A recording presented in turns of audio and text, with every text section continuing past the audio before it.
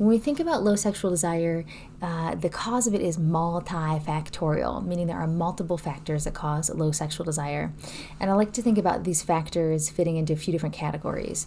There are biological factors that cause low sexual desire, psychological factors, relationship factors, and then sociocultural factors. So kind of 4 different themes, kind of the umbrella of these 4 different areas that can cause low sexual desire.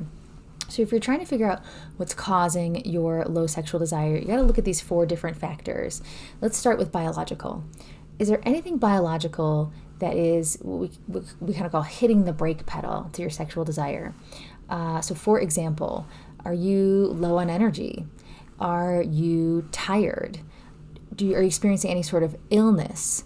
Are you on a medication that can negatively impact your sexual function, like an antidepressant? Have you recently entered menopause? So all of these are biological factors that can reduce your sexual desire. Then we got psychological factors. Psychological factors include you're anxious, you're high anxiety, you're kind of constantly scanning the environment for threat because of that anxiety. You're depressed, so it is hard to have motivation to do things or to even feel pleasure.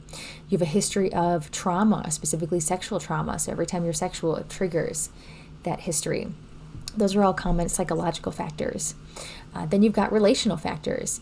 If you don't like the person you're having sex with, or if you don't like your partner, probably not going to want to have sex.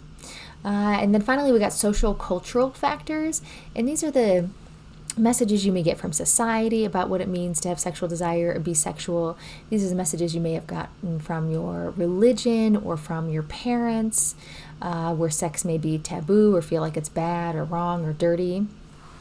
Again, these 4 different areas, you really have to look at these 4 different areas. And what I would recommend is take a piece of paper and draw 4 columns and make headers on each of these columns: biological, psychological, relational, sociocultural, and really start to think about, well, what are all the things hitting my brake pedal?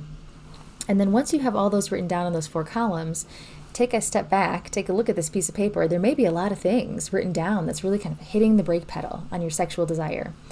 The first step, as you take a look at all these things hitting your brake pedal, is to identify which things have the greatest weight, which of the ones are really pushing on your brake pedal the most.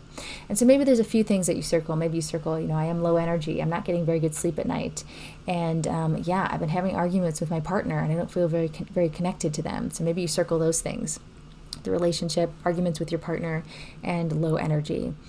Okay, so now you've got the main things that have the heaviest weight on your brake pedal. Now it's problem solving. How can you problem solve addressing these areas, getting them off your brake pedal? Do you have options to address your sleep? Maybe seeing a therapist for insomnia. Do you have a couples therapist, or are you willing to go to couples therapy to learn healthy communication skills with your partner to reduce that conflict? This is the most important first step to increasing sexual desire. You've got to figure out what is on your brake pedal and then remove as many things as possible off that brake pedal. That's step 1. And the reason is, a lot of people, when they have low desire or they're trying to figure out how to get higher desire, their mind goes straight to, I want to throw stuff on the gas. I want to maybe lingerie or a date night. And here's the deal. It doesn't matter how much you throw on that gas pedal if your brake pedal is pushed all the way to the ground.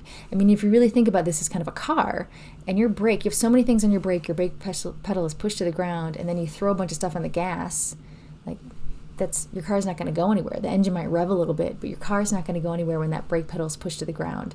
First step, figure out what's on the brake pedal, remove as much off the brake pedal as possible. And then you can think about what you could put on the gas pedal, which I'll talk about in the next video.